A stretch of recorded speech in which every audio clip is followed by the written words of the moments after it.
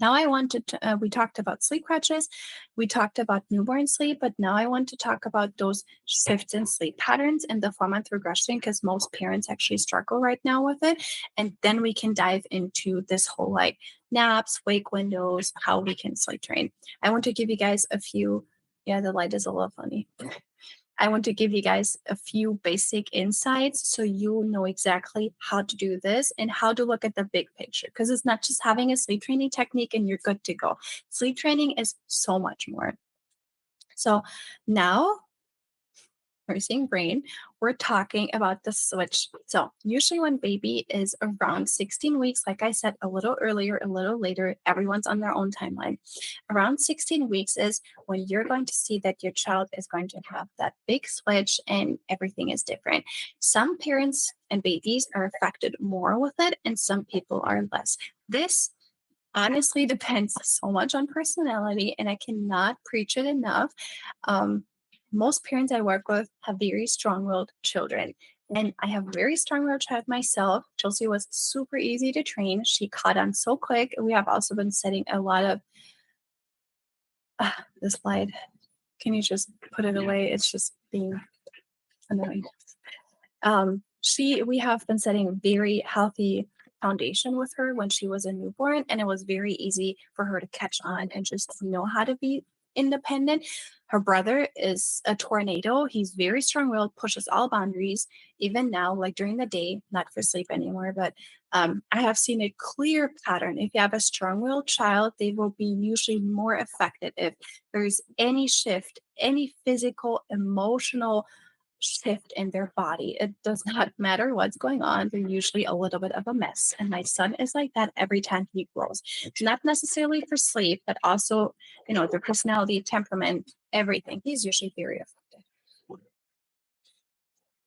We'll look at this question in a second. So usually what happens is that their sleep patterns shift. So they come from this two-stage pattern, which is what newborns have. They have this light sleep pattern and then this REM sleep pattern. Remember, 50% of their total sleep is in REM. They come from that two-stage pattern in a five-stage pattern. So now what happens is they are in light sleep, REM sleep, light sleep, light sleep. So you see, most of their sleep now contains light sleep, which means every time there is a startle, a noise, a light, basically anything that could even get them out of their light sleep, they will wake up and not go back to sleep or struggle big time. And it's because, first of all, they have to get used to this complete new switch. It is honestly, it's such a big change. It can come from one day to another and it really rocks their whole world as it rocks our world when they enter that phase. So keep in mind, if that is going on, I always say, give them a lot of grace because everything is different. On top of that big shift, there's also developmentally stuff going on, finding their hands, trying to roll, finding their feet, like everything happens at once. So usually what we see is that those sleep issues intensify because there's also big physical growth and developmental growth. So everything honestly hits them at once. So now I always try to explain it to parents that way. The first sleep stage out of those 5 patterns is the most light sleep, right? And that is them being drowsy. They do not need to be fully asleep for that. And I usually try to explain it that way. When you hold your baby and your baby is getting drowsy, you usually see that their eyes are getting really heavy, right? It's like, it's this stage. They're really trying to drift up. That's the first sleep stage. And now you know like how you assist them to sleep because that is what your child remembers and not fully drifted off to sleep. So let's say you're rocking them to sleep, right? Your baby's being rocked and they're like trying to drift off. Your baby remembers motion is how I go to sleep. Or you breastfeed them to sleep. They remember sucking. Sucking is what I need to drift off to sleep. Doesn't matter if it's a breast or a bottle, pacifier. Keep in mind, this is what your child remembers. Right here in their first sleep stage, we don't want them to go down drowsy anymore. And this is what most people don't tell parents. Newborns need to go down drowsy. They need all the assistance in the world. Babies past 4 months, now they're capable to learn how to self-soothe. And there's no stinger. Um, So usually what we want is we want to start putting them down fully awake. But in order to do that, we also need to have somewhat of a gentle sleep training approach to even be successful because we don't want to just put them down and let them scream it out and no, have a detachment. 1 second, I just have to text my husband. Usually she sleeps the full 2 hours, but child development is fun. Um, so usually what happens is remember exactly postpartum sweats. So usually this right here and there is what your child remembers. You help them to get drowsy, and that's why they usually struggle because what they have learned and remember is this is how I go to sleep, right? First sleep stage is I need to be drowsy, I need to drift off a certain way. This is what you need to eliminate to have uninterrupted sleep at night. And keep in mind, uninterrupted means they still have wake ups. Every person, doesn't matter, adult, teenager, toddler, baby, old person, we all wake up. We just usually are able to resettle. So we want them to sleep uninterrupted, but know how to resettle themselves without our help, or or we want them to have one set feeding time and then go back to sleep. So in order to get to that point, we have to eliminate this whole drowsiness and assisting them to sleep.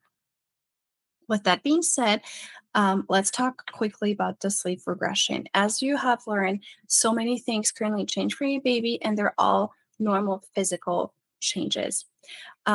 Keep in mind, this is the only regression your child will ever undergo where sleep patterns shift and change. Nothing ever will lead to a regression unless you're inconsistent. So usually what we see is for her currently she found her feet. So finding feet is a big milestone. She's really big into tummy time. She found her feet, and that sometimes can lead to a few naps that are a little bit shorter or struggles at bedtime or her having maybe a night wake up.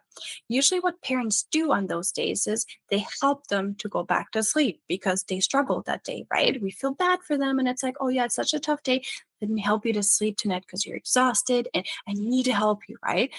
Keep in mind, your baby has learned new skills. And if you are being inconsistent right now, they obviously will bounce back to being assistant to sleep because it's very convenient to be put to sleep. Humans are lazy technically.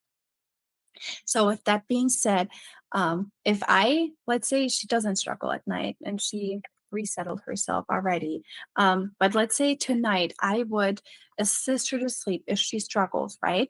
Then tomorrow night she'd be like, "Oh, wait a second, my I still found my feet, and I'm still super big in the tummy time now because I am practicing how to get better at sitting soon.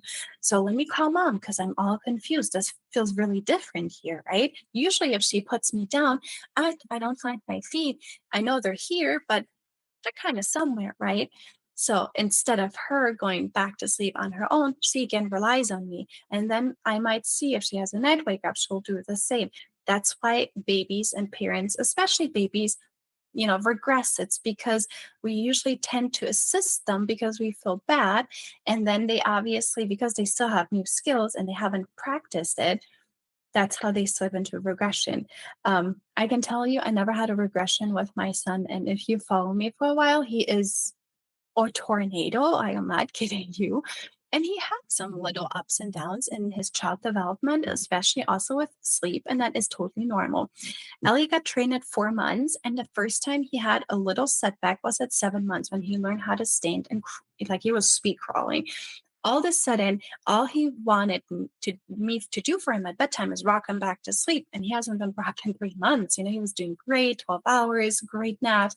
And then one day, from one day to another, he was like, "You need to do this for me because I can stand now." Usually, I would put him in his crib, he would lay down, and then he would fall asleep, and that's it. But instead, he would actually, I would pop him in his crib. He would stand and then he would cry because he's like, "Wait a second, what's happening? I don't know what's going on. This feels so different. I got to call her."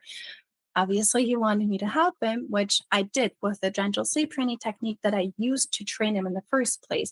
So I actually, I had my loving boundary. I went in very frequent. I touched him. I picked him up. I loved him. I gave him everything I needed. I just didn't assist him to sleep. And that was the difference. The first night he took 45 minutes, the second night 15, and the third night it was gone. He had no big change until he was 15 months. Same thing again, but just different. He, instead of learning, I was expecting him to be a little bit on and off when you learn how to walk at 12 months, but he wasn't. So he actually was all over the place at 15 months because he learned how to walk and he just dropped his, yeah, from 2 to 1 naps at 13 months, so he was still transitioning a little bit, and then nothing again until he was 22 months, and he went from 1 word phrases to 3 word phrases. So keep in mind, just because people want to sell you, you're going to have a regression every 2 months, doesn't mean, first of all, it's true, and secondly, it doesn't mean it applies for your child. Um, like I said, my son never had anything, and all these little ups and downs took just a few days of him needing to relearn, and then he was good again. And it never gets as bad as it is before you sleep train. So usually it's more like you have it super easy. Your kid is sleep trained, you put them down, they put themselves to sleep, sleep for 11, 12 hours, sleep their great naps. If they have a developmental up and down for a little period, it's usually just a little struggle for some kids just for a nap. For some kids, like my son, he was just at bedtime, never had night wakings. Other kids are great for naps and bedtime, but they maybe have a night wake up. So it just depends on your child because we're all super different. Just keep in mind that doesn't mean you're going to slip in a regression. If you're being consistent, it's not going to happen.